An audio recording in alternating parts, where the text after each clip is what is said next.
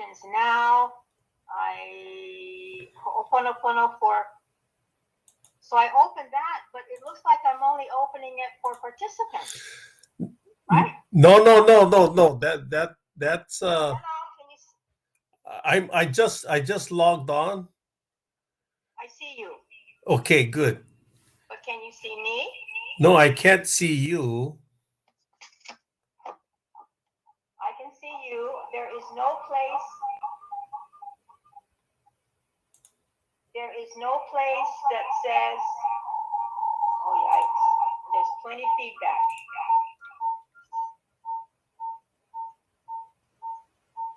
So you can't see me. Yeah. Okay, let me call them and then get back with you. At least you're on it. Let me see. Let me ask the technical assistant guy. Okay, Malina? Okay. Yeah.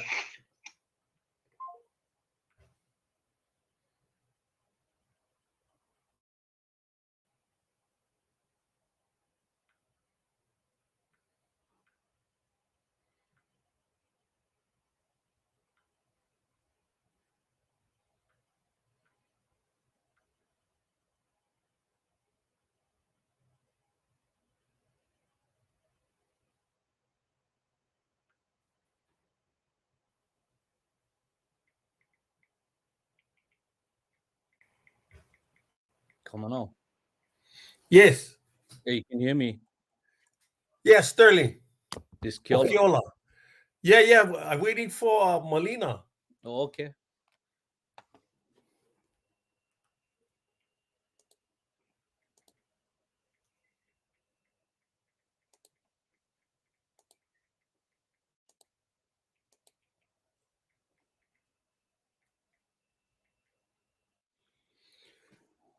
Oh, this is really hard. I try to get a hold of Dennis and Malina. Why don't you you want to do Dennis and then I'll reach out to Malina? Yeah.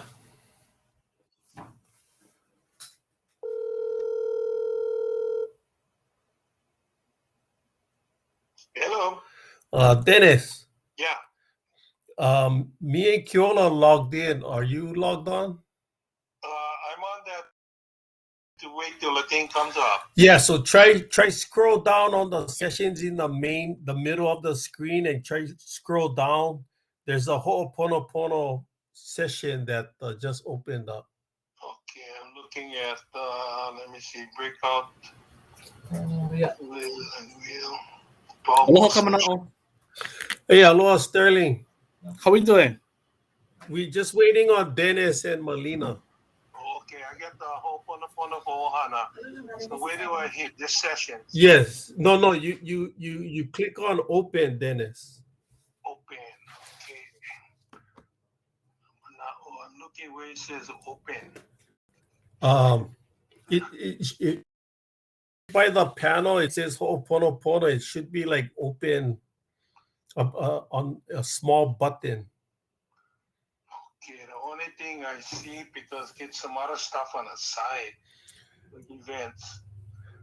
Let me see, sessions. Yeah, the calendar. Oh, I don't see the open button. If he clicks on sessions and then scrolls down, he should be able to. Oh yeah, try click on sessions, Dennis. Session, the one on the left hand side. Yes, click on the left hand side button that says sessions new, and then there should be some panels. Okay. Now the thing came out, the open button. Yeah, and then click on that. I will look for the Ho'oponopono one. Yeah. I had to scroll down. Sterling. Yes. This Keola. Hey, brother. Aloha.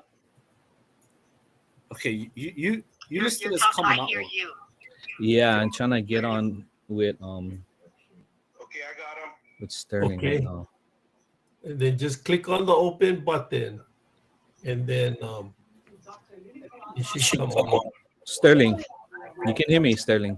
Yeah, looking good, bro. Sterling, the kind Malina's trying to get on. She's actually on the page. She can see and hear us, but we can't pull her on screen. Okay, hold on.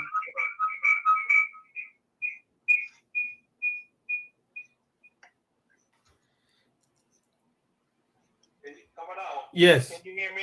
Yes, I can hear you, Dennis. Yeah, I'm on the. I see you guys on the screen. Yeah, you know what, Sterling and Dennis can see us on the screen, but we cannot see them.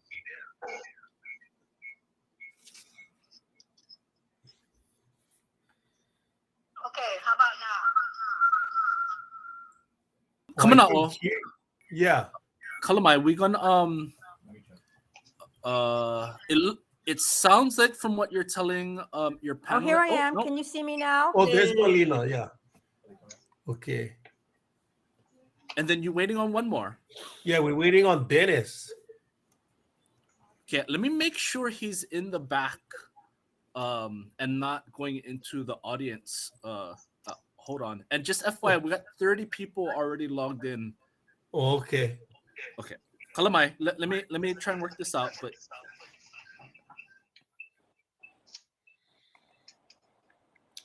Oh, what a relief. Poor Oh, Dennis. thank you, Malina. Yeah, this. I can see you guys, but I cannot see me. Yeah, Sterling. Dennis can see us, but he hasn't joined the. He hasn't joined the panel with me, Malina, and Keola.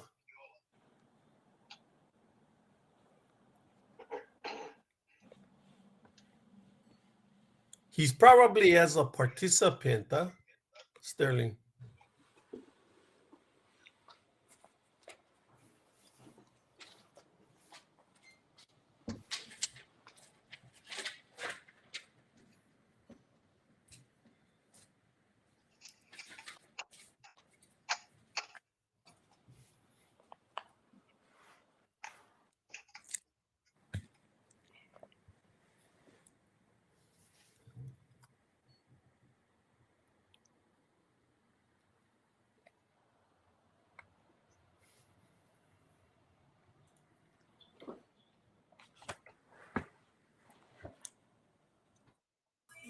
Yeah. sorry, so let Dennis know we sent him the wrong link. We just resent him the right link. If he clicks on that link, go to the main stage and then go back into sessions and he should be all good. Kalamai. Okay. Thanks, It's always Sterling. nice to know, yeah, that it wasn't the kupuna's fault. Then CNHA is sending you another email with the similar instructions because I think you're somehow that link. It's the same link me, Keola, and Malina are on, but for some reason you're not showing up with us. So can you look? So it's on the email, right? Yes. Okay, I'm gonna try it. Okay. All right.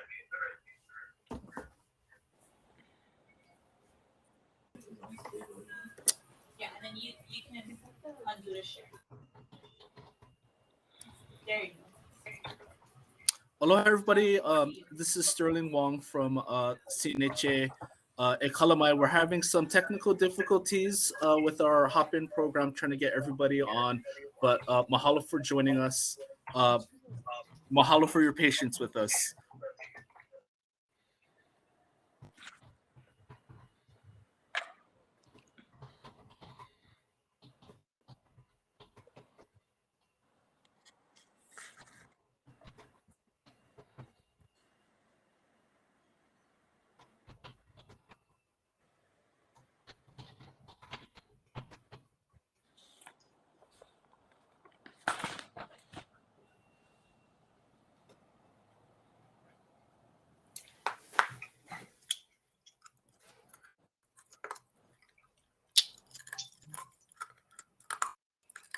Oh no. Yes. Yeah. I'm checking my email. I didn't get any email from them yet. Only yours. Okay. It may come from like CNHA or Hopin. Okay, right now, the only one I got is from you at 10:19. Okay, let me try something. Kamanaʻo, if you can text me his phone number and we can get him on. Okay. No problem. Sterling, I appreciate it. Dennis's number is 285-1667. Dennis. Yo. Sterling Wong from CNHA is going to call you Okay. to help walk you through. Okay? All right. Okay. Hang on. Sterling, he'll wait for your call.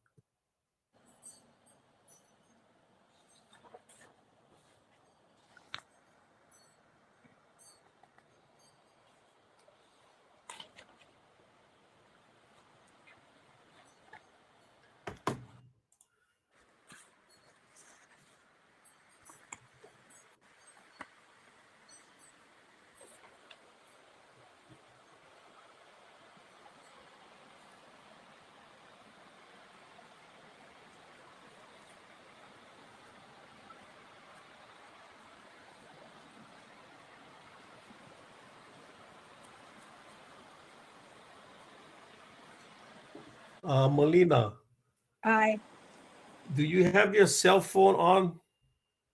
yes, Can you turn it? There's. I have it on stun. Oh, okay. You want me to just turn? Yeah. They're saying there's an echo.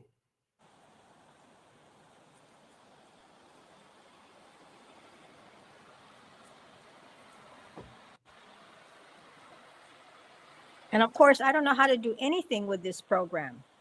Yeah, it's new for me as well. So we Sterling Wong is helping us, and he's trying to get in touch with Dennis. So I wonder if I can see the number of people, so they're logging on. I'm just So waiting is that for okay? I'm So waiting is for that in the Sterling upper? to give me the green light to welcome everyone. So is that now 54? Is that the number of people? Yes, in the yes, upper it's right? going up. Okay.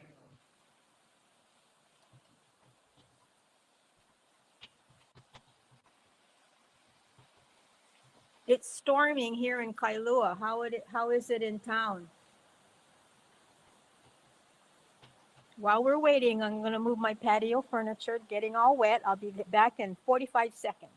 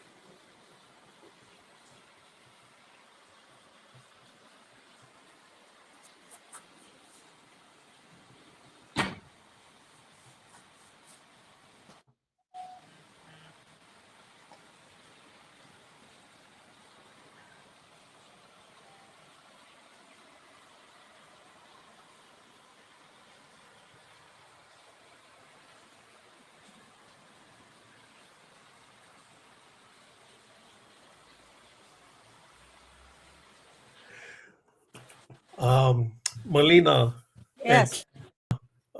Sterling says to go to start, and then he'll try to bring Dennis on. Okay. Okay. Okay. It's Keola.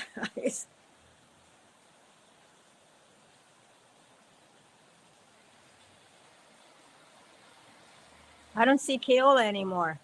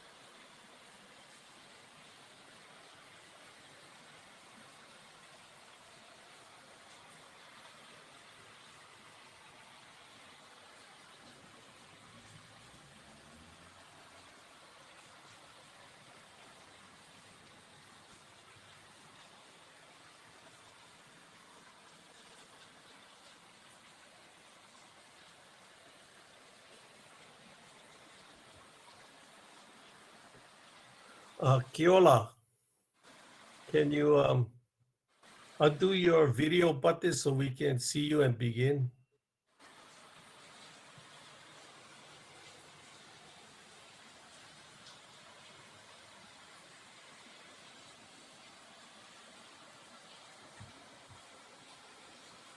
How come you show up as Kamanaʻopono Crabbe, Keola?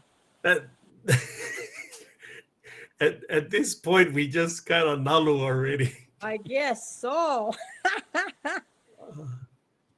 Okay, I'm gonna welcome everyone to see if they can hear us, and then just begin. This is Dennis. Hello, Dennis. Hey, Kamanaʻo, he's still trying to get me on. You know what? I'm gonna give him only 3 minutes. And if you cannot do it, you guys just gotta go without me. Oh, okay. You know what? I don't want to stall this thing Oh, okay, okay.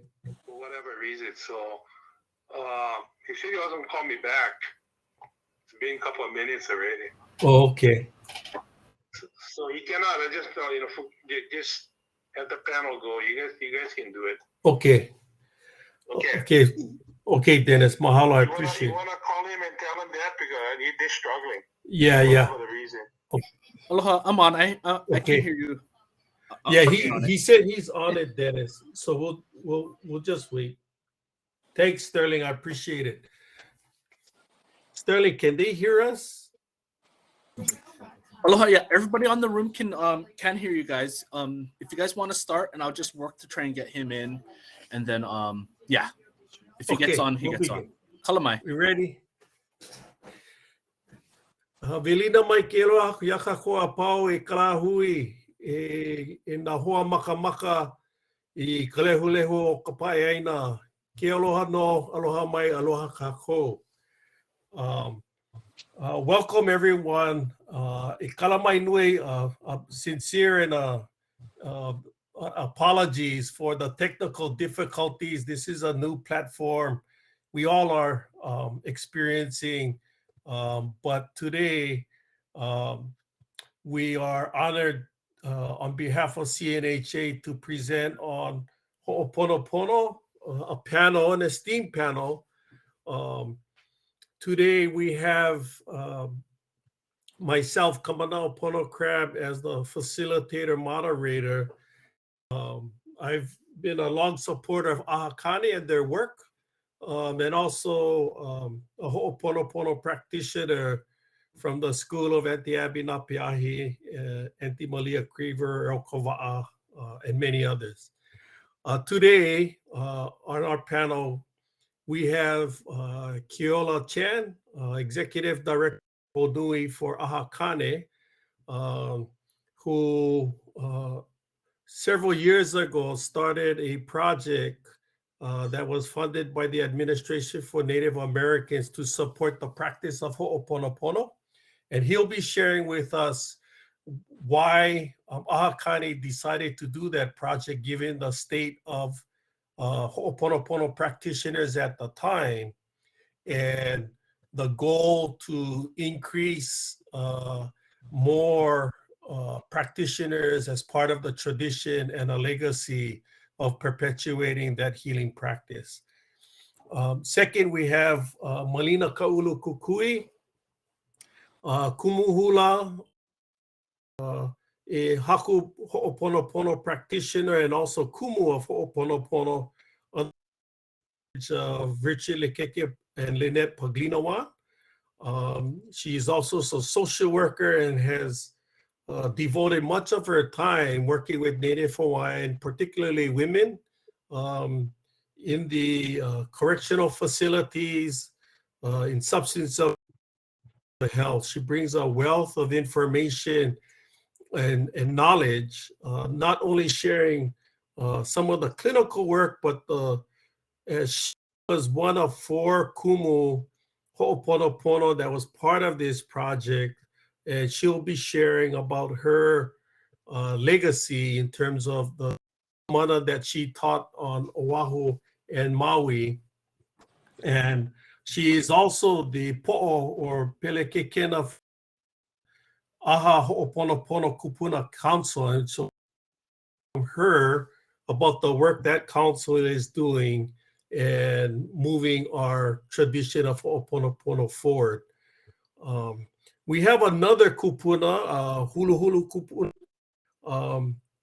We are waiting for him. His name is Dennis Kawahi. He hails from the island of Kauahi, from Kekaha.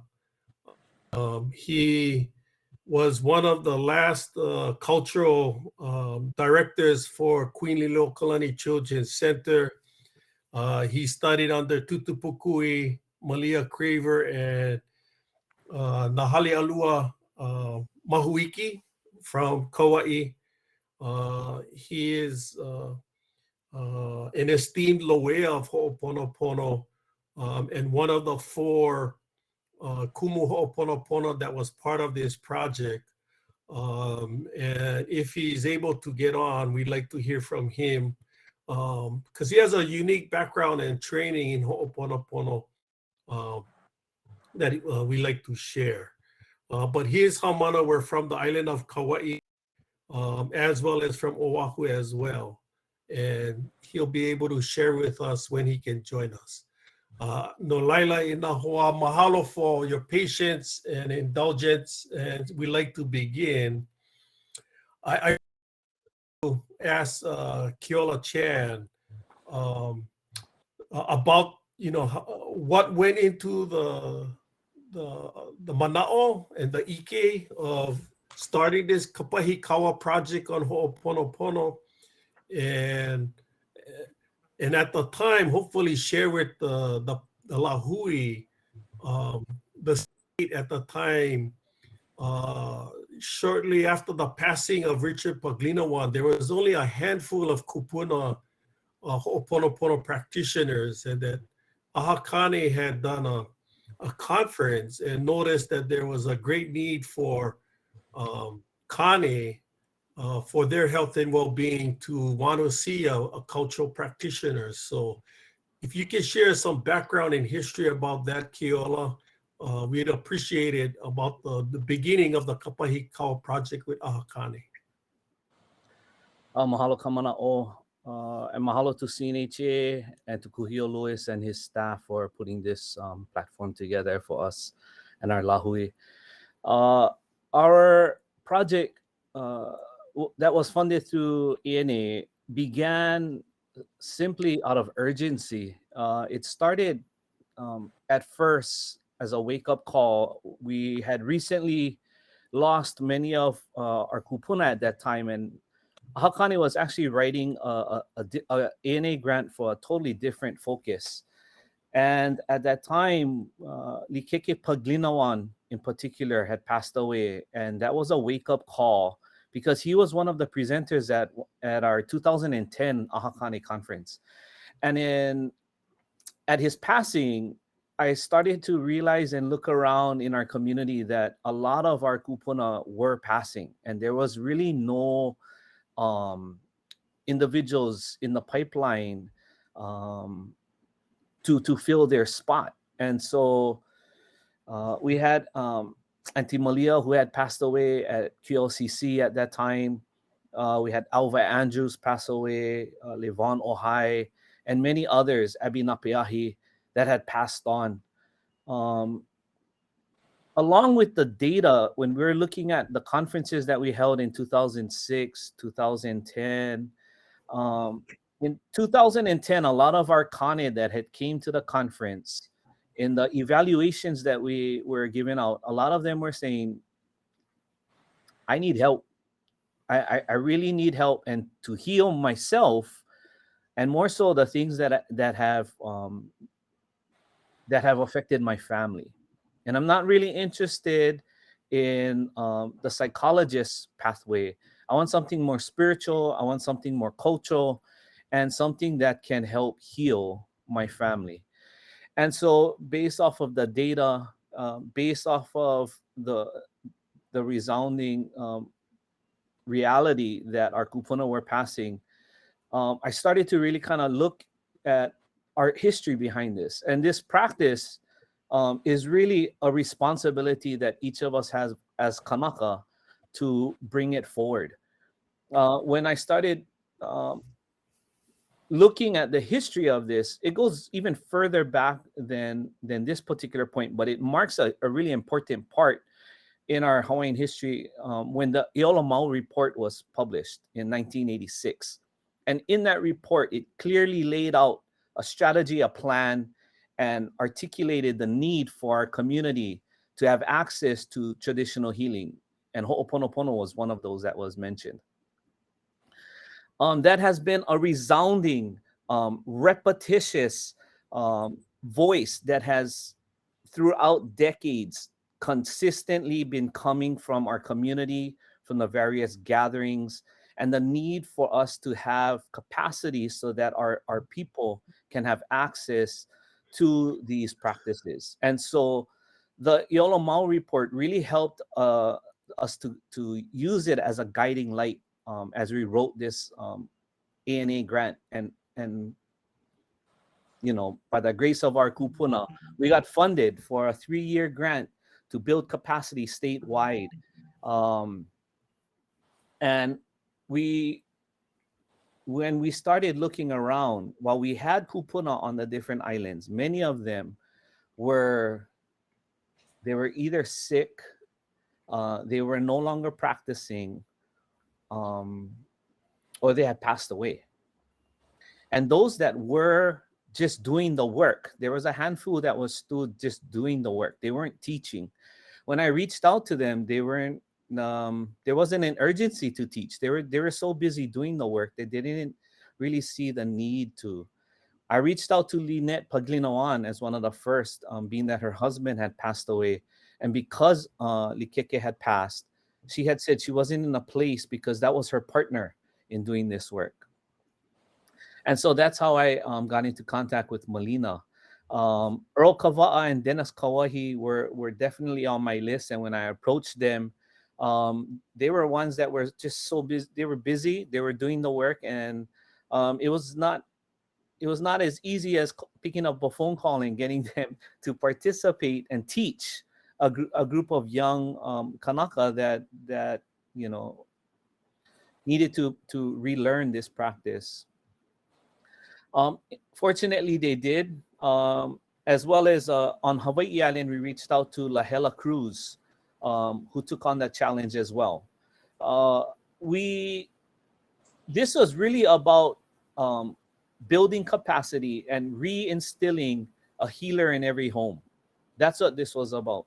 Was us taking responsibility again of our cultural practice and ike, and no longer waiting for the answers to come from some foreign land. It was about us healing the very place that we still hold on to sovereignty, which is in our homes. Once we lose the footing of our homes, we are really subjected to the struggle from the social models that are out there of treatment for our people. And so this work was really about healing the healer so that we could establish a healer in every home. And so originally we wrote for 40 kane, because as you know, this Ahakane is the organization that I run. Once I got these kupuna on board, they quickly shifted that. Once we got the grant, they let me know 40 is a good number, but we need more. And the response actually came from Kawa'a, which was, Keola, I know you got funded for 40 people, but you're going to have to figure it out. But we're going to bring on more than 40 people. At the end of this, we had something like 90 students. We were on every island. We had classes and students on every island. And each Malina took on Oahu as well as Maui. Dennis Kawahi was on Kauai and Oahu. Earl Kava'a did a class on Oahu and Molokai. And Lahela Cruz was on Hawaii Island, both on the Kona and the Hilo side. You know, this this project was more than just creating practitioners. It was really about shifting the paradigm for us. And what we recognized was there needs to be a presence and a consciousness to the policies that were being written in, let's say. Prior to being at the Ahakane, I was at OHA, and we were seeing how the legislators were very interested in the practice of Ho'oponopono, but not really having anybody to kind of banter with and trying to figure out how they could heal a lot of the social challenges that they were seeing in the prison system in particular. And so this kind of really brought to the forefront and the urgency for this group of practitioners to build a Kupuna Council, which was really about trying to establish a voice for these practices. And I think for now, I'll leave it at that as a nice maybe handoff to Malina. Well, before we transition to Malina, Keola, I know you shared a little bit about, who the Kumu were, but could you share some of the background into the specific Kupuna and Kumu for Ho'oponopono, as opposed to, because this is really very cultural integrity in terms of the art of Ho'oponopono, as opposed to an online credit course for Ho'oponopono. We want to establish that this is authentic Hawaiian tradition of Ho'oponopono. While there are others out there that are, paying for classes, this was more really about the integrity of perpetuating the tradition and with real culturally steeped kupuna, the formal training of Ho'oponopono. And then we'll probably to Malina. Yeah, I would have to say, in all of our cultural practices, one of the most important things is mo'oku auhau, is genealogy. And so that was the first criteria that we were looking for, were individuals, kanaka, because we were funded from Native ANA, we had to find Native Hawaiians. And so besides being Native Hawaiian, we also needed them to have a mo'oku auhau. We had to have them have some form of a lineage, a genealogy that they came from. And when you start putting these criteria together, like I said, there weren't many. And those that were still around, they weren't interested in teaching, or they were not in the best of health to teach.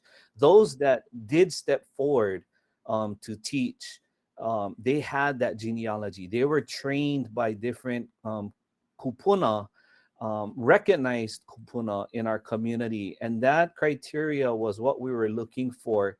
And not just, a 3-day workshop we were looking at. This course that we had asked them to step forward to teach in wasn't a workshop. It was clearly not a workshop. We were asking them, at some point, if you pass away, is there a legacy that will carry on that genealogy? And each of them took some time, but when they came back on fire. And each of them, like I shared, had taught from that genealogy, from that ike, and have really, set a foundation again for us. Because honestly, when I really started going around to all the islands, asking cultural practitioners, kupuna families who were out there, we recognize this project wasn't Ho'oponopono is being practiced in our homes.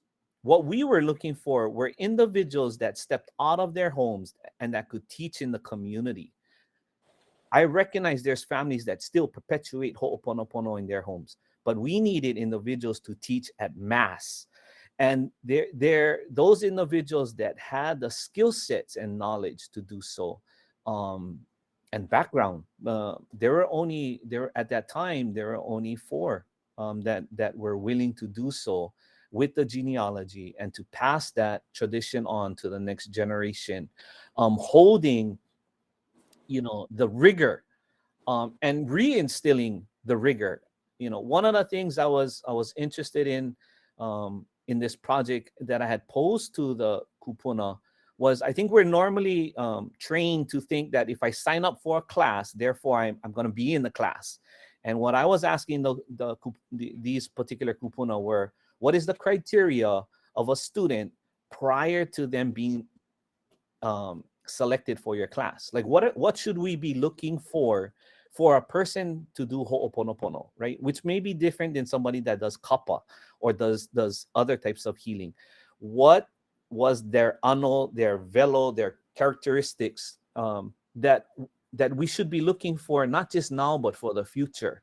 What kind of behaviors should we look for in young keiki to start keeping an eye on them to go into this practice, start grooming them for this practice? What was that? And these individuals over the years have helped shape what our future is going to look like.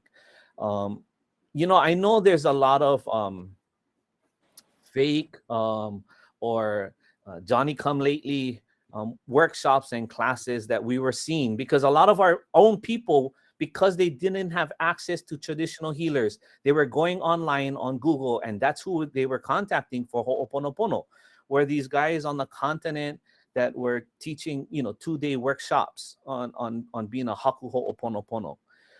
I think for me, what I've learned in the 5 years of doing this project with these kupuna is that it's really about our responsibility. We can't be worried about what everybody else is doing. We must be worried about what we are doing and the responsibility of carrying on that tradition for future generations to change the direction of the data that we're bombarded with, of seeing how challenged we are as Kanaka. It hasn't changed, really. Let's be real honest. Since 1986, when that report first came out, our challenges have slightly changed. But the reality is that we we need to be more responsible of our kupuna, taking care of them and learning these practices, and taking responsibility for healing ourselves and not waiting for a savior to come from some program on the continent, an online class. Mahalo, Keola. This was more than just a project, obviously, but what you're really talking is mana in terms of inherited genealogy, knowledge, ike, na'awao, from one kupuna to the generation passed down. And the kumu Ho'oponopono selected for this project all come from distinct traditions of Ho'oponopono. Lahela Cruz from Auntie Nalani Kanakaʻole in terms of her style of Eva, and truly a Hawaii Island tradition. And then you have Earl Kava'a, who hails from Halawa Molokai, from his parent in terms of Ho'oponopono. You have Dennis Kawahi, who has a number of kumu in terms of Tutupukui, Malia Craver, but also uniquely Nahalealua Mahuiki, who kaula and specialized in noho. And then, with Malina coming from the tradition of Likeke and Lynette Paglina Wan, who also came from Tutupukui, out of that time and period of extreme growth and knowledge Pukui at QLCC. So this really is about mana as a legacy of perpetual ho'omau. We're talking about perpetuating, continuing the legacy of Ho'oponopono, not only in terms of but each traditional school, similar to hula, kapa, oli, and other traditional practices, but also the acquired mana. This is not just an online, weekend course. This was several years in the making and a weeding out. So, Malina, I was wondering if you can share about your experience as one of the 4 kumu Ho'oponopono, and a little bit about your tradition from Richard and Liz, and what you were hoping to pass on to your haumana as a legacy of Ho'oponopono. Malina? Thank you. And mahalo to the council for inviting us. As Keola mentioned, Lynette obviously was the first choice to be part of this project, but the timing of it was difficult for her. So she basically asked that I teach in lieu of her. And so I started off being actually the substitute teacher. And that's what I said to Keola. Okay, I'm the substitute teacher. But, you know, I had been sitting literally at the feet of the Keke Paglinawan for 20 years as a lua haumana. And he was really clear that Ho'oponopono and Lomi Lomi were the healing aspects that balanced the fighting art of lua. And that he and Lynette were esteemed haku ho'oponopono. So I had been part of that culture group since probably the early 90s. And I learned their essence and what was important to them in terms of values, in terms of teaching, in terms of what haumana needed to learn and how they needed to learn that. So, and because I'm also a kumuhula, I understood what it means to be in a papa uniki, and that when you uniki or graduate as a kumuhula, most of us have that little voice inside of us that says, OMG, I'm not ready for this.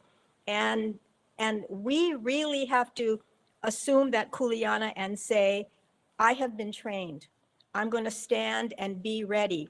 And I need to move forward and honor the Paglinawan Tutupukui methodology and genealogy. So one of the things that I took from Likeke is that he always said, since he was a social worker and I'm a social worker and Lynette's a social worker, is to know thyself. Know thyself. And Keola talked about healing the healers and how we can't be healers unless we ourselves are healed. And as a social worker who dealt a lot with trauma and grief and cultural historical trauma, it was very important to me that we be able to look inside of us, spiritually, to be able to resolve our own issues of trauma, grief, and difficulties before we can move forward. So Keola said that the project was a 3-year project. The first year was spent on looking inside of us, to look at healing ourselves.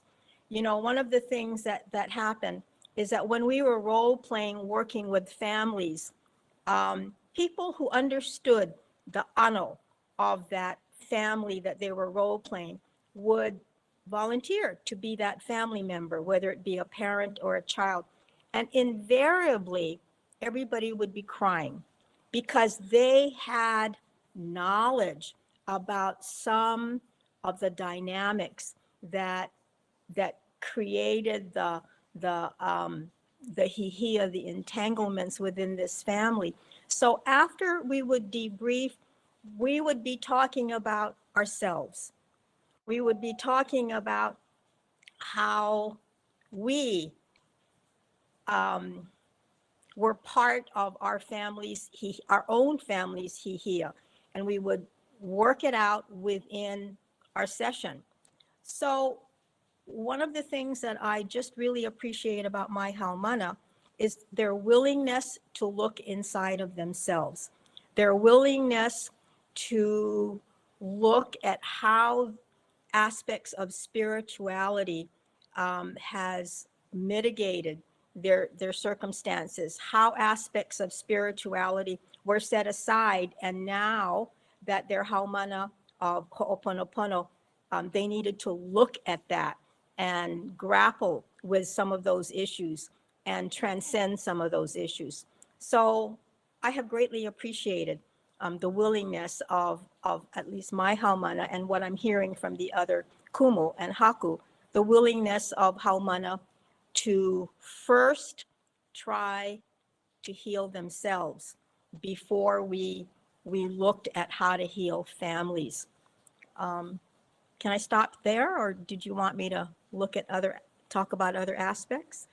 No, that's great, Malina, because I think, as you want the audience and the lehu to know that, this is more about sharing the vision of Ho'oponopono, the deeper knowledge of it. This is not like a class, but we wanted to help educate, inform the broader community that I think the last count was maybe like 80, 90 haumana that have been formally trained during a span of 3 to 5 years that will be available to our lahui and our community throughout the state from Hawaii Island all the way to Kauahi. And that as it transitions Kane into the community, we now have this kupuna and share a bit about that, since you're the po'o for that council and some of the, the hopes and aspirations you and the other kupuna have for the council in perpetuating Ho'oponopono, Malina. Okay, first though, I'm going to ask Keola to talk about that germ of an idea of a kupuna council, because you Kamana'o and you Keola, you're very shy about taking credit for things. But Keola, that idea for a kupuna council came from you and Kamana'o. So can you just briefly talk about your role in that first? Well, your folks, there are many kupuna councils. Like 8 or 9 of them statewide, connected to all of the Papa'ololokahi and the Native Hawaiian healthcare systems. There are also those that are federally qualified healthcare systems as well that also have some kupuna councils.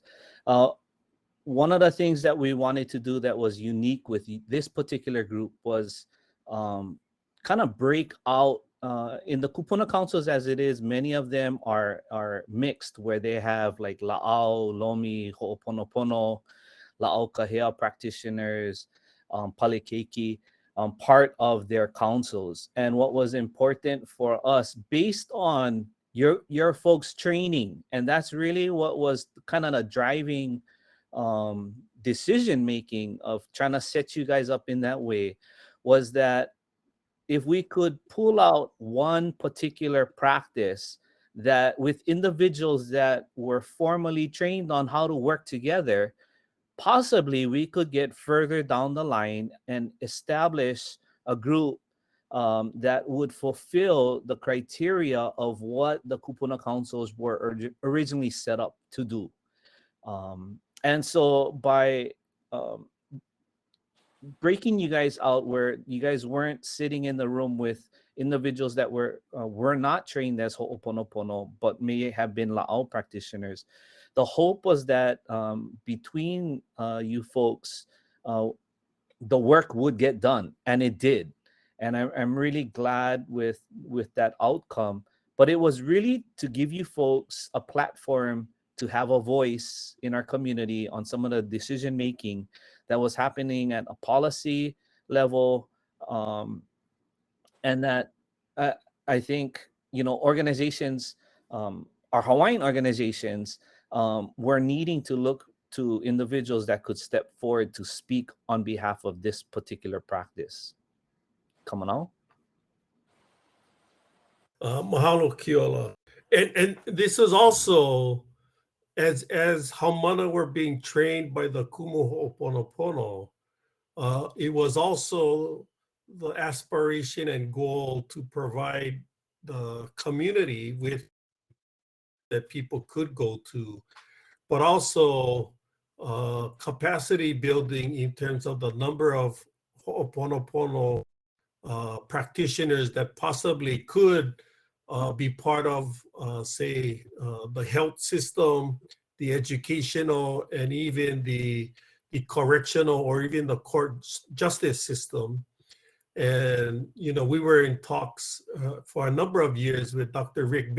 Judge Rick Bisson of the island of Maui, and who was a Hamana of Malinas. And so it seems like there are people in place there. The timing is right, not only to grow the tradition, but to expand, you know. So with that, I like to kind of yield now to Malina to talk a little bit about the Ho'oponopono Council, some of the real issues of training, ike, that they grappled with in order to maintain the integrity of the tradition. Malina? So the Ahakuka Ho'oponopono, the Kupuna Council, started talking about how to be a council in about 2017. And Ahakane funded bringing together people from other islands to come together, this was before Zoom, to talk about what a Kupuna Council on Ho'oponopono would look like. Papaola Lokahi provided in-kind support. They provided some staff to take notes, to organize us. And we had some really rich, robust discussions because all of us, not just the four of us in this project, but other kupuna, Haku Ho'oponopono, came together. And we had robust discussions about what is Ho'oponopono, what is traditional family-based Ho'oponopono. We struggled with it. We were guided by our kupuna who talked about our traditional values, our principles, and how we were going to incorporate that in Ho'oponopono. And we came up with an internal white paper as to what Ho'oponopono is. And we had mo'olelo. We had mo'olelo from our Haku Ho'oponopono and some of those Haku Ho'oponopono who have passed on. Because what we wanted to do was save and incorporate the mana and the mo'olelo of our kupuna who have passed on. So we developed this internal white paper. We talked about what a kupuna council would look like. And eventually we settled on a 9-member council with staggered terms. One of those members was a loea, our spiritual guide. And right now we have Auntie Lynette Paglinawan as our loea. One of the things that we looked to were some of the statutes. What is a kupuna council statutorily? And we made sure that we met that criteria. And one of the major things that we wanted to do was to certify Haku Ho'oponopono. And we looked to the statutes for that. So one of the things that we have done was to set up a 2-tiered process for certification. We call it authentication because as one of our Haku said, you know, it's in our way of thinking, only Keakua can say who's a Haku Ho'oponopono. And now you want us to certify according to Western statutes. So all of these things we had to come to terms with of how we were going to be a kupuna council in the Hawaiian traditional values and principles and still meet contemporary criteria. And that's been a real interesting challenge for us. One of the ways that we solve conflict is through Ho'oponopono, and that's in our policies. Decision-making is by consensus, not by majority rule. So we spend a lot of time kuka about some of the decisions that we have made. There are 9 of us, and we represent all the major islands.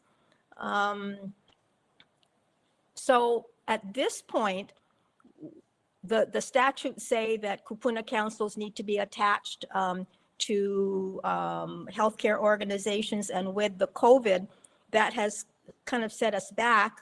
And now we're stepping up our efforts to become attached to a Native Hawaiian healthcare organization. And once we achieve that, then the certification process is going to be an important task of ours. That's one of our major tasks, is to be able to certify Haku Ho'oponopono.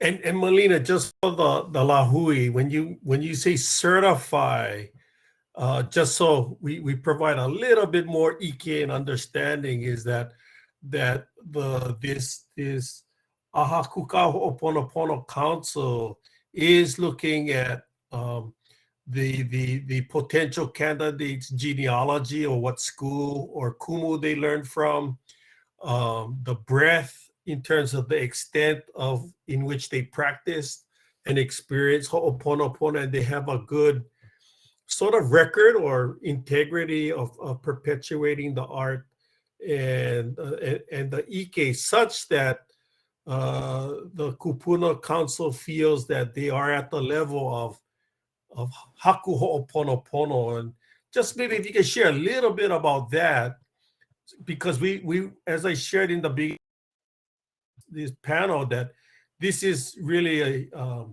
a traditional pathway of perpetuating the healing of Ho'oponopono.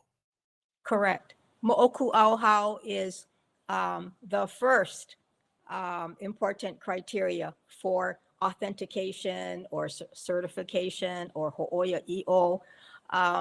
And what we have said is, it's really not up to me to be able to certify someone who is trained by another haku.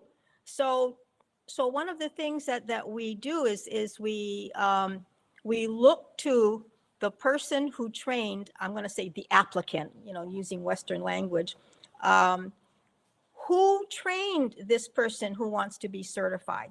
So assuming that person is still alive, we go to that person. For example, Auntie Lynette, so-and-so has asked to be certified, and it looks like you have trained her. He ahako mana'o, e pilina keia mea, this person.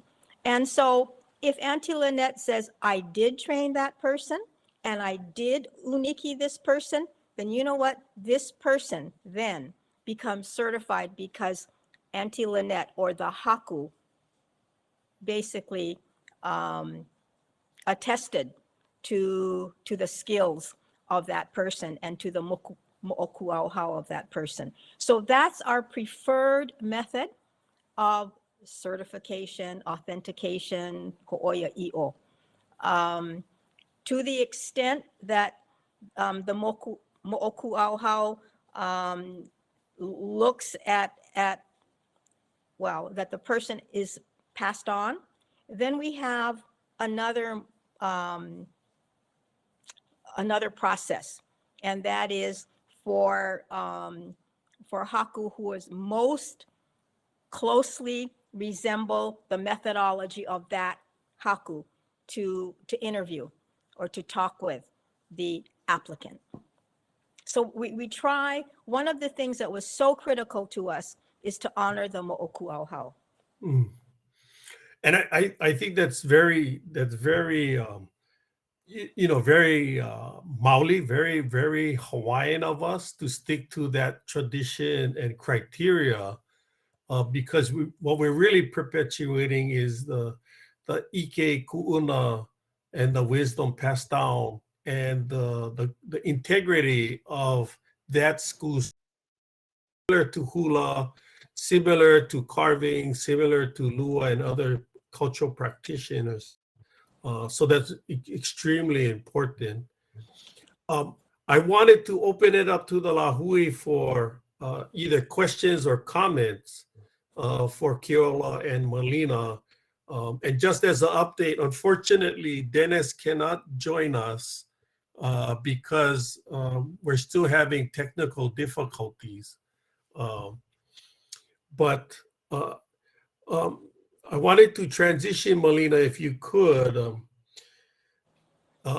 During COVID, for the past 2 years or so, it was very challenging for families, um, and that there were a number of requests to Ahakane, to U.S. Kumu Ho'oponopono, even to myself, in terms of referrals. And the comment most brought up by many from our community was that they were really looking for a Hawaiian way to help with ʻOhana conflict problems. There were other issues such as domestic issues, substance abuse, parent, makua, keiki challenges. I was wondering if both you, Keola, and Malina could share about your experience during these past years regarding COVID and the benefits of Ho'oponopono and the challenges, like you said, Malina, doing it on Zoom is, was a first for you, was a first for me as well. So why don't we start with you, Keola, about this past year about COVID and, helping others in the Lahui transition or access to Ho'oponopono practitioners. I think I'll start off by saying that every generation has a challenge, and this was ours. This COVID thing was ours. We had generations before that had to deal with different wars, different epidemics. Our kupuna had to deal with different challenges, and this was ours. And I think the most important thing to learn from looking back at our history is that we have to build capacity within our community to respond to the challenges that we are going to face and we'll continue to face. This one is what we're dealing with right now, this COVID. And I think what was really impressive to me with these kupuna is that how quick they were to pivot and to embrace technology to use to reach their not just their haumana, but they also tackled using the platform of Zoom as an example to actually do Ho'oponopono for individuals that we could not meet face to face. It was not easy, and but they tried, and that's innovation, and that's a part of mana is being innovative. And these kupuna were super innovative when having all of these challenges stacked against them with a practice that you normally would want to meet hialo a hialo face to face. They took on having to shift and to adapt to the current challenges that were presenting themselves, because a lot of our families were struggling during this time. And so I do really want to applaud them for recognizing the need for them to adapt to the challenges of their time, because every kupuna in the past had to as well. And that's really a Hawaiian value. It's a Hawaiian way that we believe and practice and live by. You have to adapt, and learning from a canoe, you have to. Your environment is what you have to, move with and shift with. And these kupuna did, and they set a valuable model for future generations to embrace the need for us to not be so locked in to certain ways of thinking and looking at it, and that we have to be able to move these traditional practices into a contemporary space, but not lose the essence and mana that make it what it is. Mahalo, Keola.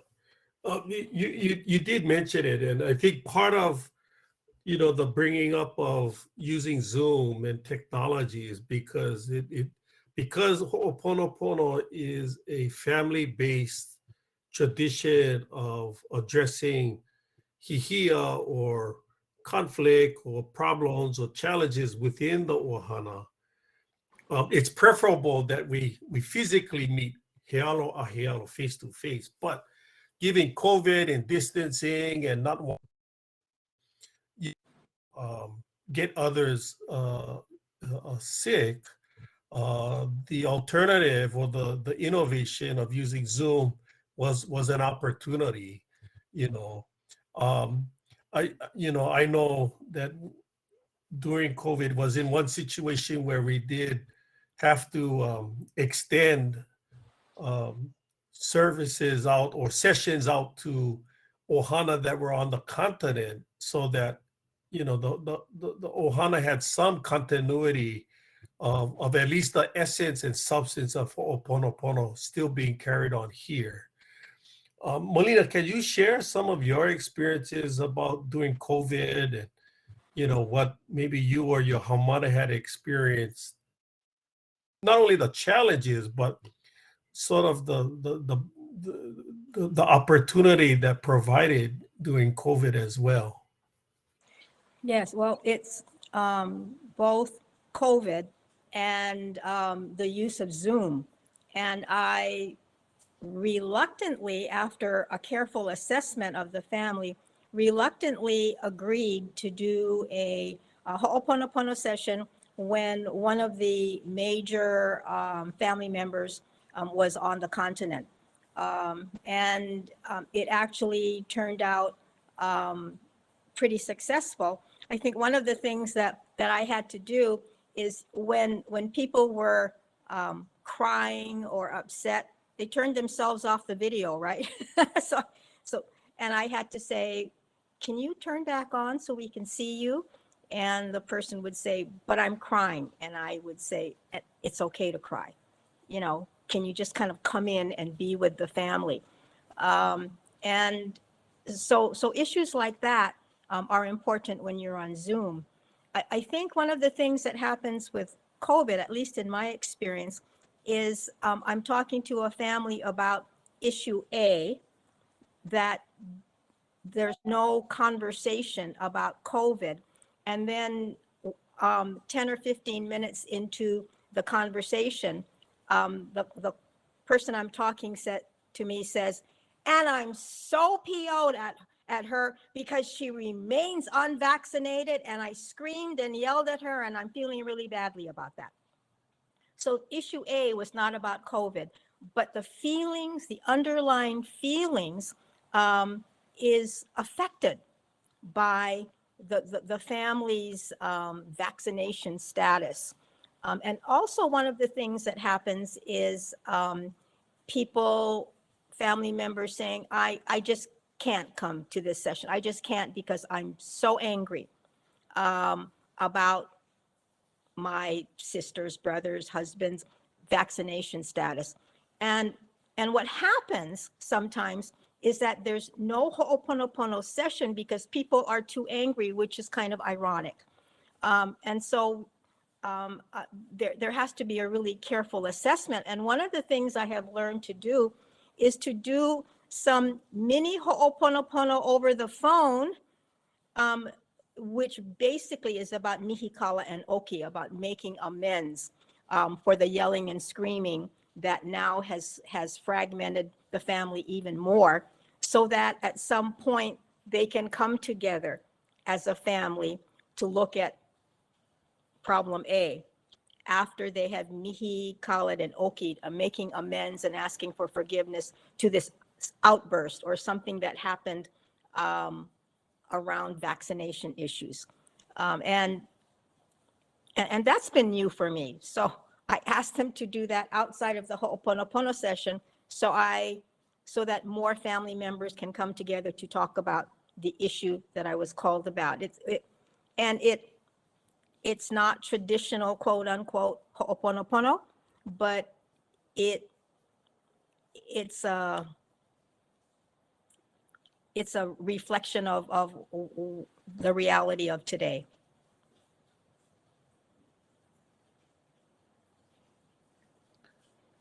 Kamanaʻo, you on mute, but I'll add real quickly. I think what we have to also recognize, because of this COVID, this is something that's gonna affect us as a community and as family.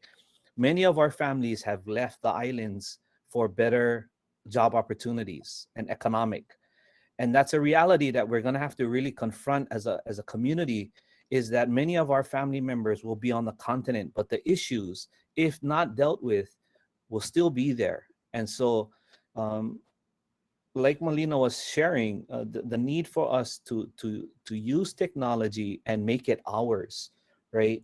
That is a very Hawaiian thing. Is that it's not just using things the way that it was given to us. We took the guitar and we made slacky out of it, right? We made it ours, and it's important we do the same here. Is that the reality is we're gonna have to still have the components of Ho'oponopono where the family is part of it, but maybe we may have one or two family members that are living in California and Washington, but still can participate in this kind of healing process that is needed as we move forward. Mahalo, Keola. Two questions have been brought up. One, from let me see. I just want to really makaila about, and we talked about it earlier in the panel about the legitimacy of this project and the kumu and the tradition they came from. So Lily's question was, how do we provide more access to the community, and how do we know who's aku or a charlatan, so that people can really get help for themselves? That's number one. Number two is, what is Ho'oponopono? And as we've seen through this project, we have different schools, different traditions.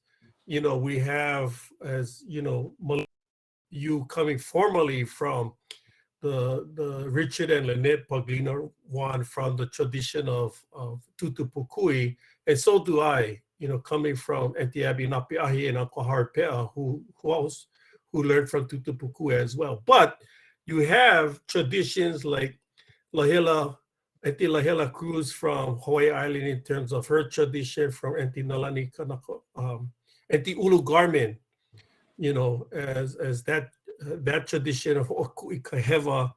You have Kava'a's tradition, who hails from Halava Molokai, in terms of family, and also Veheve Kapaipala, which is the use of the Bible in terms of scripture and being able to identify problems within the ʻOhana, but also a spiritual remedy.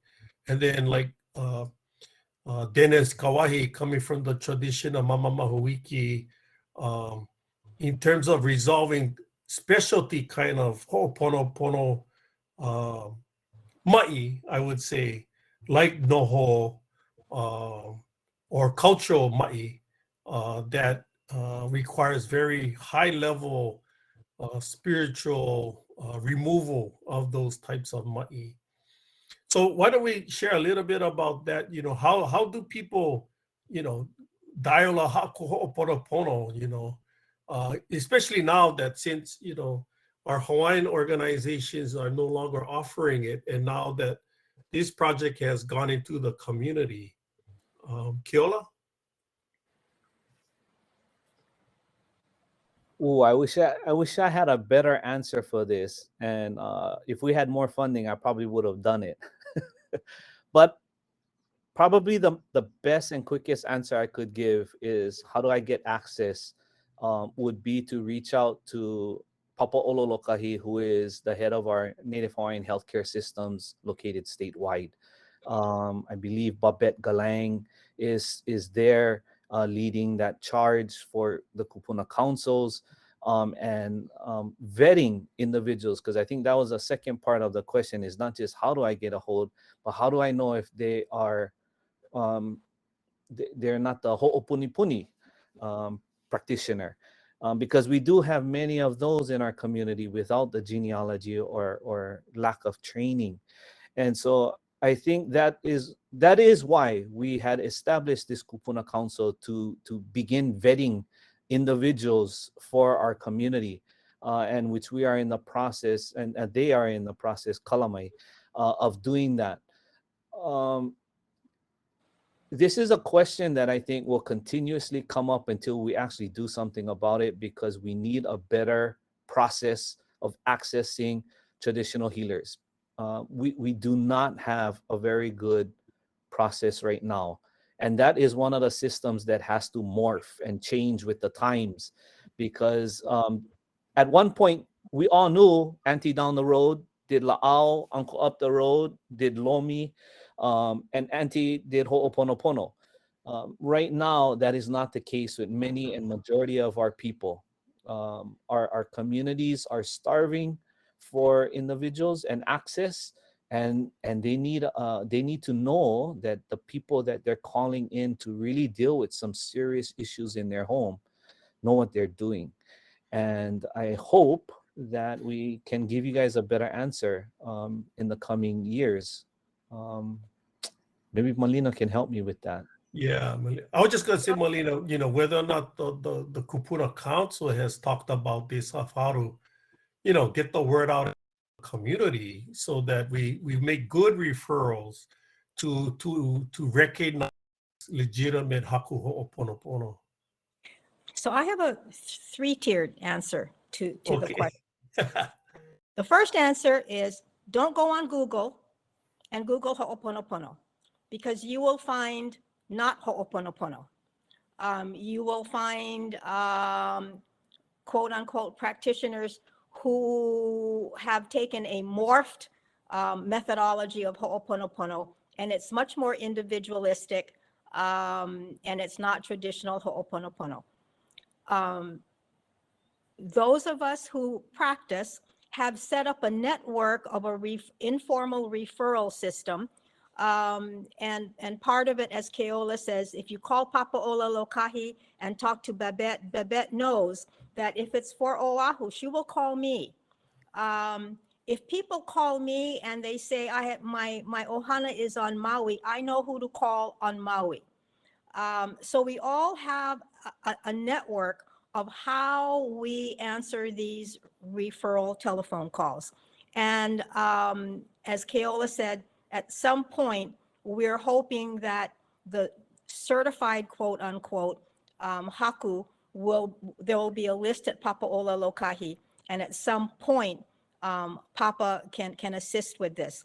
But I also have another response about how families can manage themselves with respect to conflict resolution. And, Liliuokalani Trust has established a program or a methodology that it calls Ho'opono, not Ho'oponopono, but Ho'opono.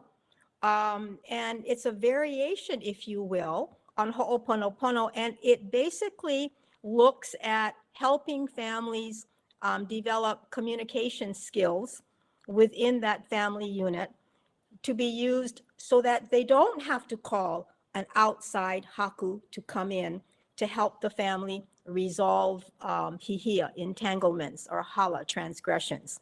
And LT is now training its staff to bring interested families together to learn some basic communication skills.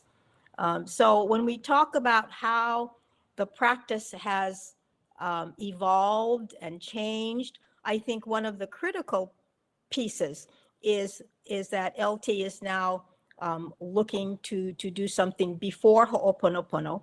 And Lynette Paglinawan was instrumental in developing this, as was Kauahi Paglinawan, her daughter, who is also a haku Ho'oponopono, who is an LT employee.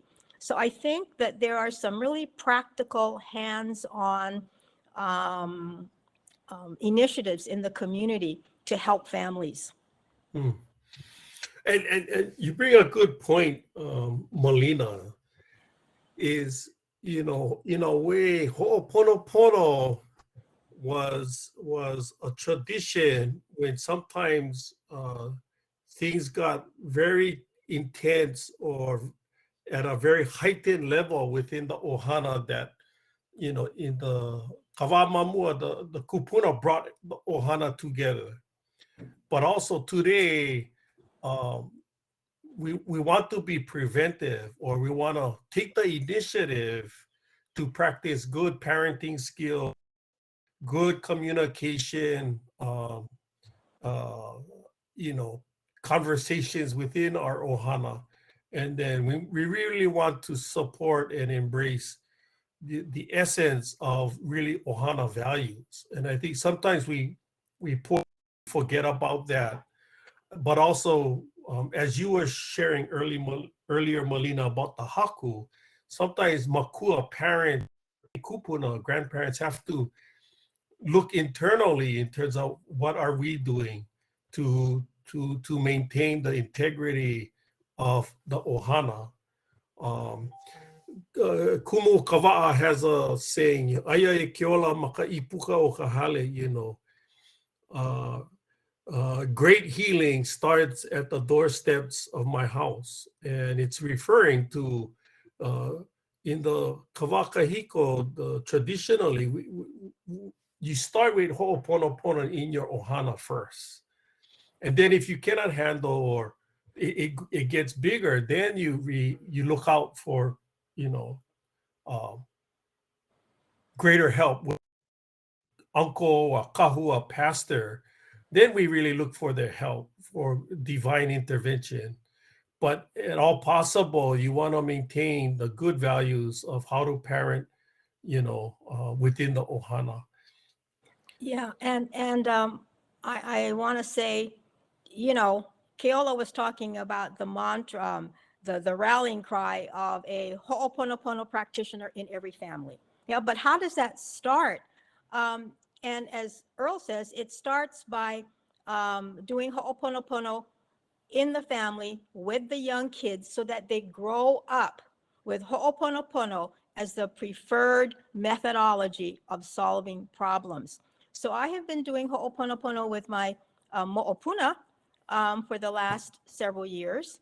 And last week, the 9-year-old boy ran into the house when I was watching them.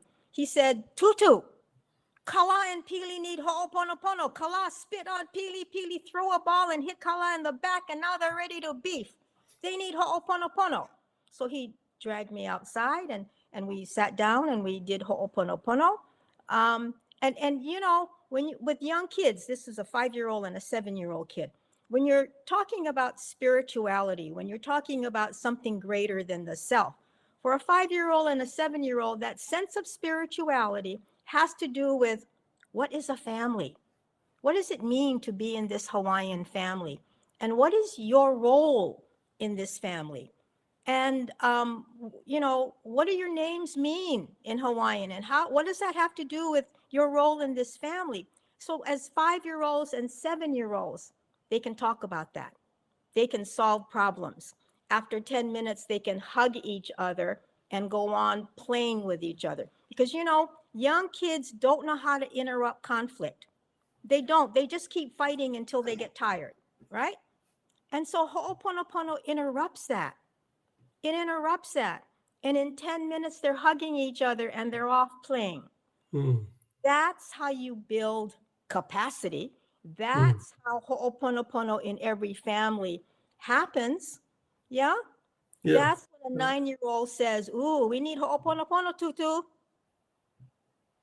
So polole, Malina, and you remind me of Olelo No'iau, which is very proactive, and it really is insightful, which is, o keano o ke keiki o kaleo o kamakua, the persona or the behavior of the child reflects the tone of the parent's direction or voice, So, if you have a healthy parent that recognizes what is pono and pono'ole, good, proper, righteous behavior versus unhealthy behaviors, then you can intervene, and that's what we would want.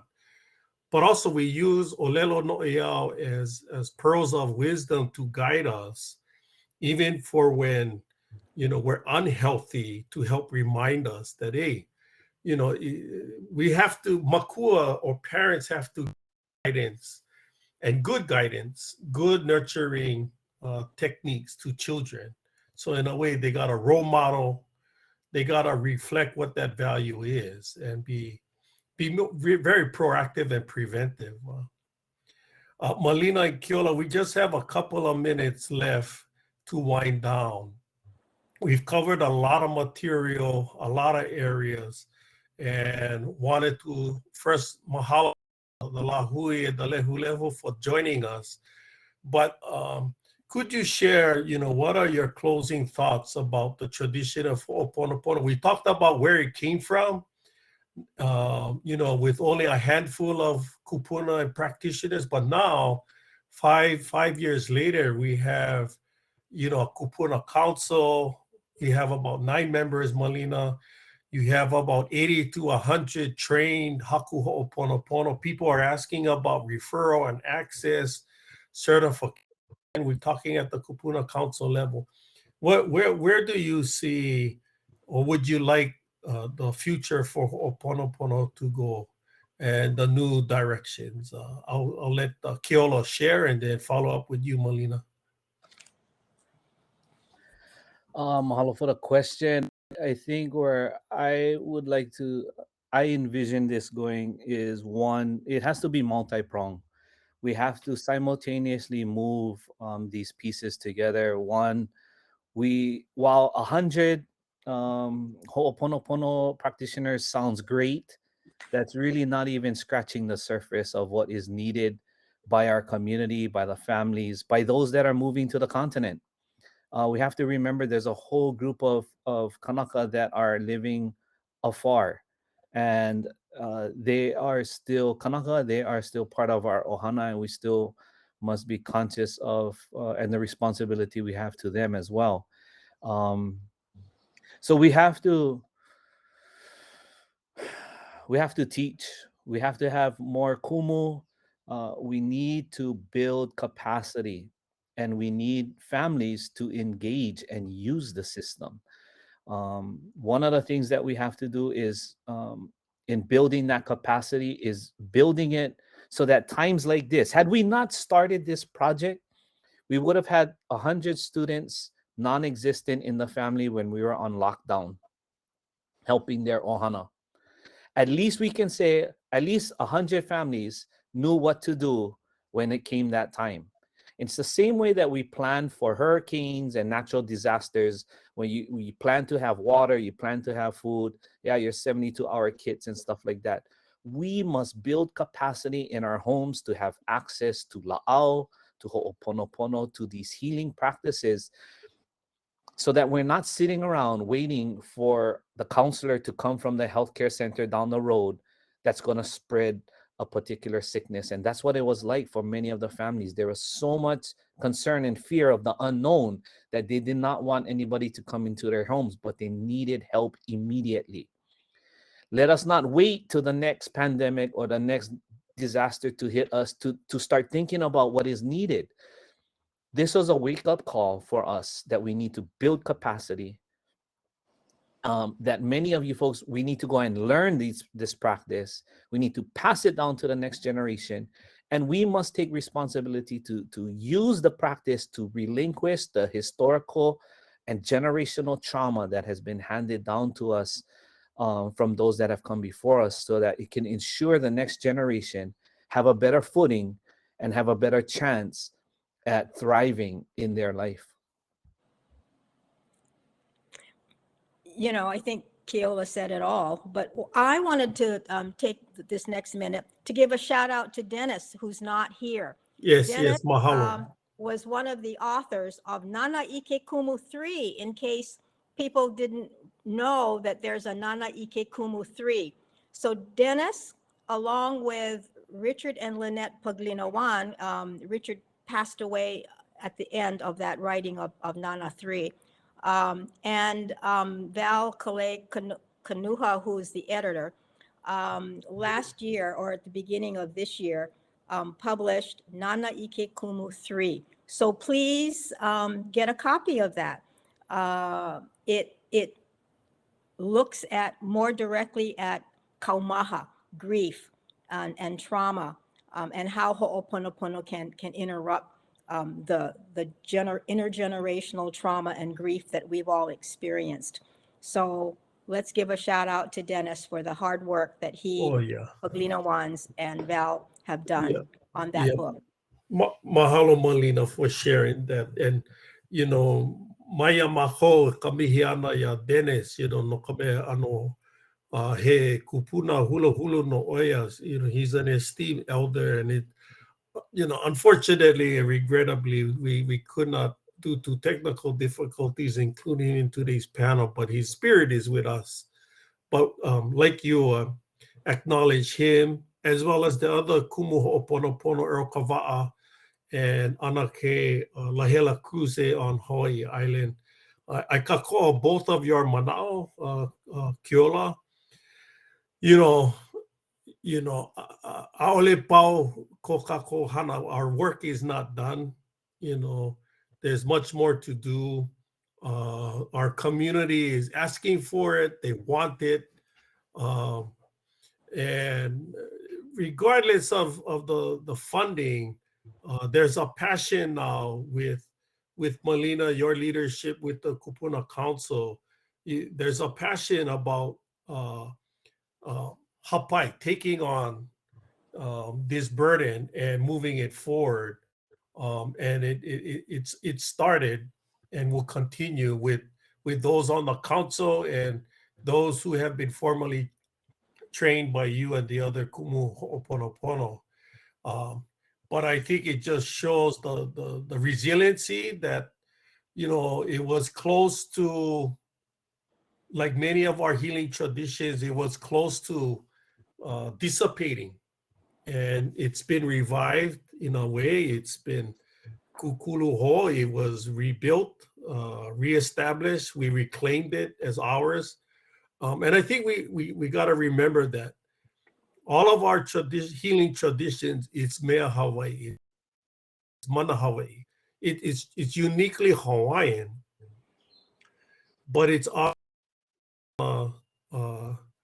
to carry it on, to perpetuate, to persevere. And then I think what today is that it provides hope, for the future, but there's more work to do. We just look for the funding that will come to support it moving forward. No laila e na hoa maka I ka lehu mahalo nui aku ia o ko pakahia pau no ke komo ana no ke ia panela e pile ana I ka oehana Ho'oponopono I koma ko mea kanaka I noho no ke ia panela nei o Keola Chan, ka ponui o Ahakane, a me Malina Kaulukukui ano he kumu, he haku Ho'oponopono a me ke pele kikena ke po maluna ka aha kuka Ho'oponopono. To our esteemed panelists, Keola Chan from Ahakane and Malina Kaulukukui kumu Ho'oponopono, haku Ho'oponopono, and the po'o for the Aha Kuka Ho'oponopono Kupuna Council. Mahalo nui on behalf of CNHA. Mahalo lahui for your participation.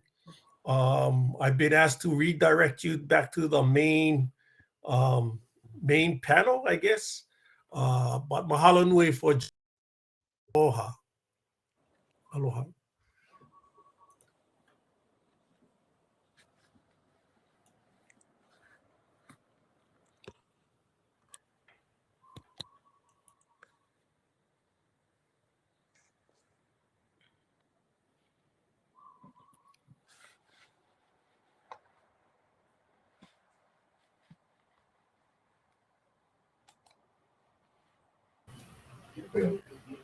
You got earphones? Plug in earphones.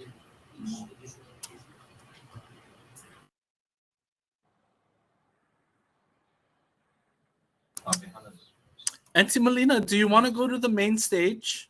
Yes, please. So yeah, no problem. I see you. So on the left-hand side of the screen, you're gonna see a get it. button that says Stages. You Yep. just can click on that one. Thank you. Yeah, no problem. Aloha.